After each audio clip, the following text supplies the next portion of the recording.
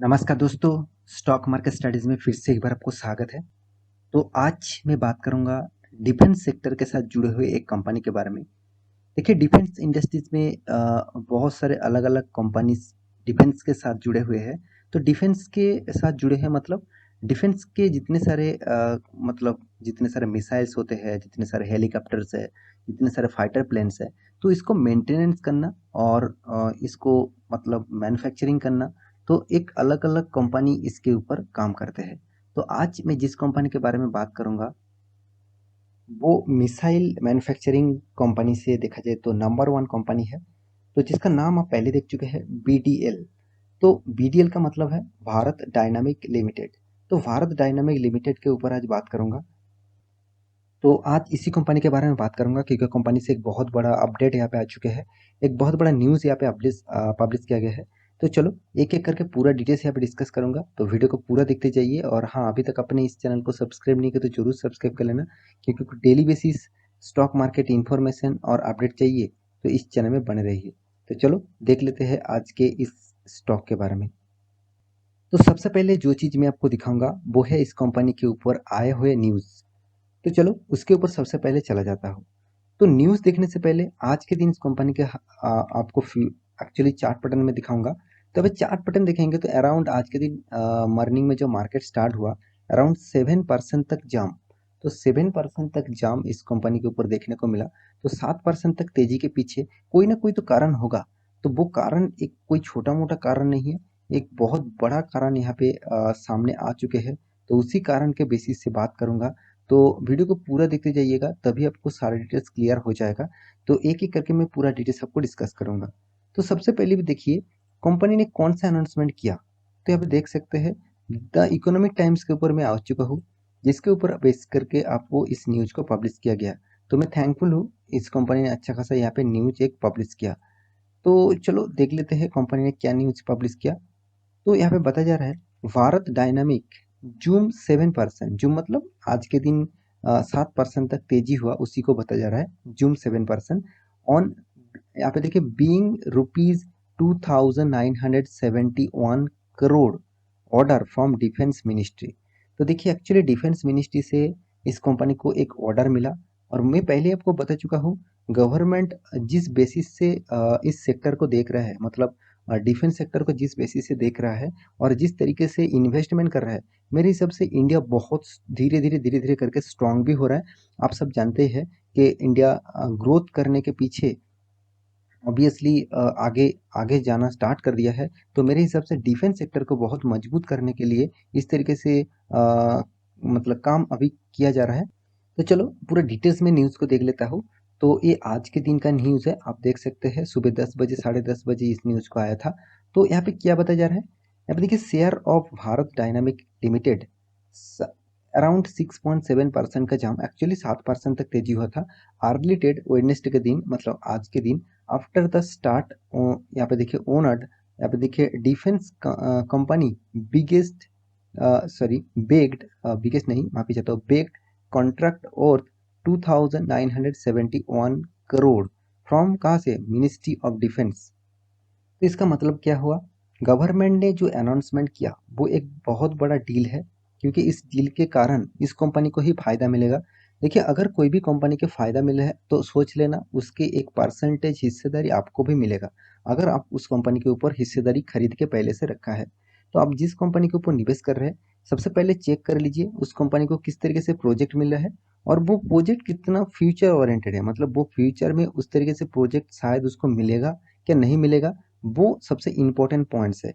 तो वो चीज़ आपको सबसे पहले देखना है। तो मेरे हिसाब से कंपनी को जो प्रोजेक्ट मिला वो बहुत शानदार है और इस तरीके से प्रोजेक्ट कंपनी को आगे भी मिलेगा, क्योंकि डिफेंस सेक्टर जितना स्ट्रांग होगा तो इस तरीके से प्रोडक्ट बनाने के लिए उसको ज़्यादा से ज़्यादा प्रोजेक्ट मिलते रहेंगे। तो चलो देख लेते हैं एक्चुअली कौन सा डेटा है जिसके बेसिस से इतना बड़ा प्रोजेक्ट दिया जा रहा है। तो 2971 करोड़ का इन्वेस्टमेंट कोई छोटा मोटा इन्वेस्टमेंट नहीं है। तो यहाँ पे क्या बताया जा रहा है, यहाँ पे देखिए the contract is for a supply of, यहाँ पे देखिए अस्त्रा MK1।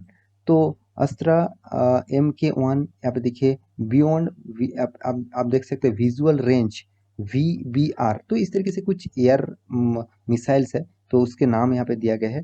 तो आप मिसाइल्स को चेकआउट कर सकते हैं गूगल में जाके। तो associate equipment to the Indian Air Force and Indian Navy, मतलब इंडियन नेवी के और इंडियन एयरफोर्स इस दोनों के लिए ये मिसाइल जो है, इस मिसाइल को दिया जाएगा। तो इस मिसाइल के लिए गवर्नमेंट ने अनाउंसमेंट किया 2971 करोड़ का इन्वेस्टमेंट करेगा, मतलब इस कंपनी को देगा। और इस कंपनी का काम होगा, ये जो मिसाइल्स है जो एयरफोर्स एंड देखा जाए तो इंडियन नेवी के लिए काम आएगा, तो उसी के लिए कंपनी काम करेगा।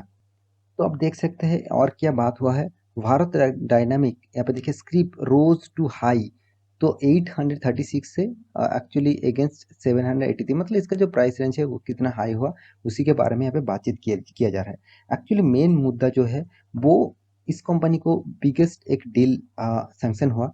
तो इस डील के कारण मुझे लगता है कंपनी में आज के दिन मार्केट इसको पॉजिटिव रेट में देखा, क्योंकि आप सभी जानते हैं जब कोई न्यूज आता है तो उसका न्यूज का इम्पैक्ट क्या है, उसका न्यूज कितना पॉजिटिव है, उसके ऊपर ज़्यादातर फोकस रखा जाता है। तो मैं पहले भी एक वीडियो बना के दिया था, 52 वीक का हाई आज के दिन भी कंपनी ने देखिए अचीव किया।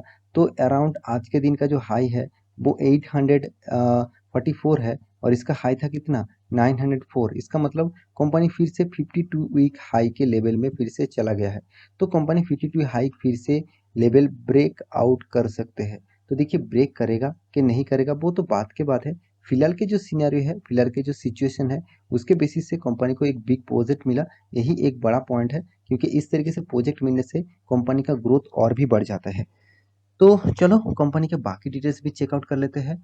जैसे आप देखेंगे कंपनी का फाइनेंशियल और फंडामेंटल डिटेल्स। तो कंपनी में पहले ही बता चुका हूँ, कंपनी एक मिड कैप टाइप कंपनी है। तो कंपनी का पी रेशियो, कंपनी के इंडस्ट्रीज पी रेशियो सब कुछ ठीक ठाक है। मुझे इस कंपनी की एक चीज़ बहुत शानदार लगा, कंपनी के डेप्थ ऑफ इक्विटी, मतलब जो कर्जा है वो ओनली 6 करोड़ है, मतलब मात्र 6 करोड़ का डेप्थ ऑफ, मतलब कर्जा है। और इसका डेप्थ ऑफ इक्विटी जीरो है, मतलब आप इस कंपनी को टोटली डेप फ्री बोल सकते हैं। जिस कंपनी डेप फ्री है उसमें काम करने का मतलब पोटेंशियल ज़्यादा बढ़ जाते हैं। क्योंकि देखिए जो कंपनी इतना शानदार प्रोजेक्ट मिला है और वो भी कर्जा ना लेकर ही उस प्रोजेक्ट को कंप्लीट कर रहा है, तो ये सबसे बड़ी बात होती है कोई भी कंपनी के लिए। तो ये एक पॉइंट आपको नोटिस जरूर करना चाहिए। तो कंपनी के और भी डिटेल्स आप देखेंगे तो अराउंड आपके सामने ही पूरा डिटेल्स है। जैसे कंपनी का ईपीएस मतलब अर्निंग पर शेयर 27 रुपीज़ है। साथ ही साथ कंपनी के इन्वेंटरी जो डे है वो 512 है। और कंपनी का डेटोस डे मतलब कंपनी के हाथ में पैसा आ रहा है 39 डेज में।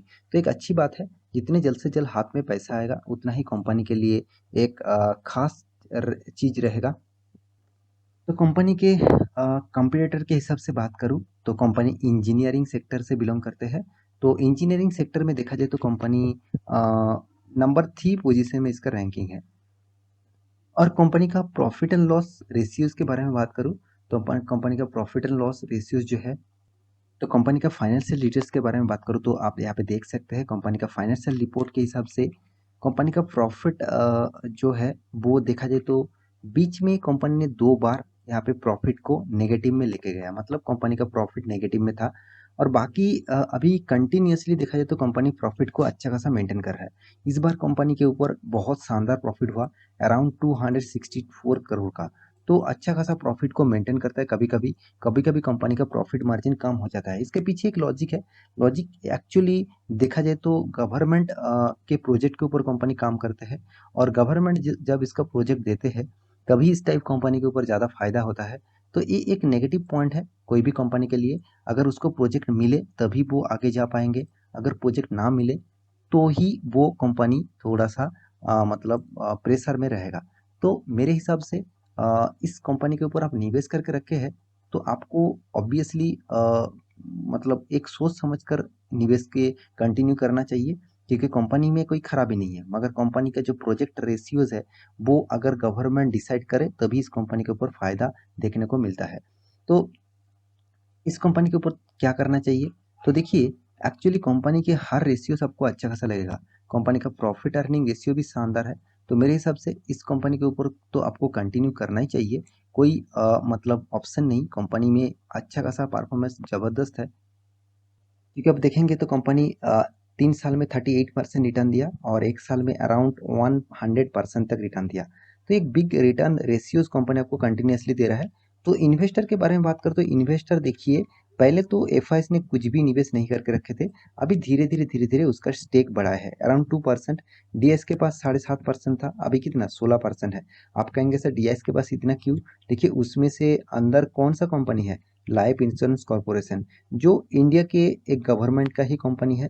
वो उसी कंपनी के ऊपर निवेश करते हैं, उसी कंपनी के ऊपर ज़्यादा से ज़्यादा फोकस रखते हैं। जो कंपनी आगे जाने के लिए मतलब तैयार है और उसको फंडिंग का ज़रूरत है, तो इसी एलआईसी ने उसको फंडिंग देते हैं और अच्छा खासा निवेश करके।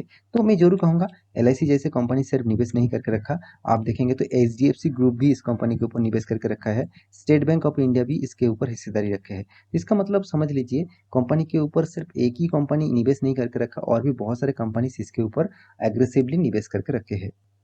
तो इस कंपनी के ऊपर सिर्फ एक ही बात कहूँगा, कंपनी के ऊपर आपका निवेश है तो आप कंटिन्यूअसली ज़रूर कर सकते हैं। कंपनी में अच्छा खासा मतलब ग्रोइंग मोड में है, साथ ही साथ कंपनी एक बिग प्रोजेक्ट के साथ काम करता है। तो आशा करता हूँ सारी जानकारी आपको मिल चुका है। तो मेरे हिसाब से आप खुद का डिसीजन खुद ही ले सकते हैं। इस स्टॉक के बारे में जानकारी लीजिए, उसके बाद डिसीजन लीजिए। तो मिलते हैं इसी तरीके से नया स्टॉक लेकर, तब तक के लिए अच्छे से रहिए, अपने ख्याल रखिए, बाय बाय।